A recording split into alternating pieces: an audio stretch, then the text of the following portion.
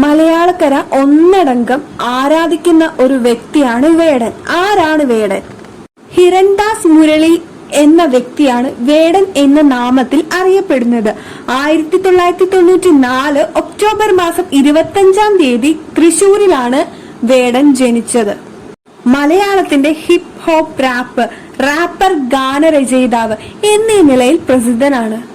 2020 ജൂണിൽ voice of the voiceless എന്ന തന്റെ ആദ്യ മ്യൂസിക് വീഡിയോയിലൂടെ യൂട്യൂബ് വഴി പുറത്തിറങ്ങിയതോടെയാണ് വേടന് ആദ്യമായി പ്രാധാന്യം ലഭിച്ചത്. അന്ന് അദ്ദേഹത്തിന് 25 വയസ്സായിരുന്നു. അതേ വർഷം തന്നെ ഭൂമിയിൽ ഞാൻ വാഴുന്നിടം എന്ന രണ്ടാമത്തെ മ്യൂസിക് വീഡിയോ പുറത്തിറക്കി.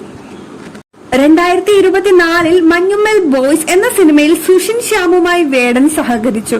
അവിടെ അദ്ദേഹം കുതന്ത്രം എന്ന ട്രാക്കിന്റെ വരികൾ എഴുതി. അത് വളരെ ട്രെൻഡിങ് ആവുകയും ചെയ്തു.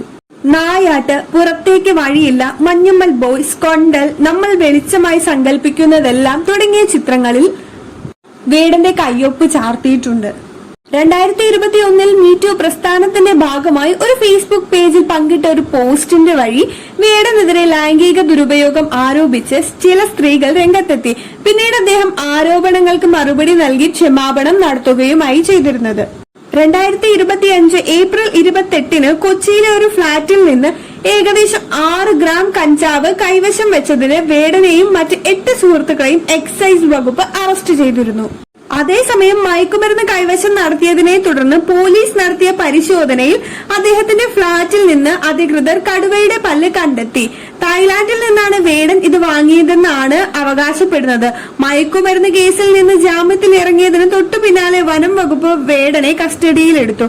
പല്ലുകൾ യഥാർത്ഥ കടുവയുടേതാണെന്ന് വനം വകുപ്പ് ഉദ്യോഗസ്ഥർ സ്ഥിരീകരിച്ചു. പിന്നീട് വേടന് ജാമ്യം ലഭിച്ചു. നിരവധി ആരാധകരാണ് ഇപ്പോൾ വേടന് പുതുതലമുറയിൽ നിന്നുമുള്ളത്. വേടന്റെ പാട്ടുകളിൽ രാഷ്ട്രീയവും കലരുന്നുണ്ടെന്നാണ് അഭിപ്രായം വരുന്നത്. എന്തായാലും വളരെ മൂർച്ചയേറിയ ഒരു റാപ്പർ തന്നെയാണ് വേടൻ.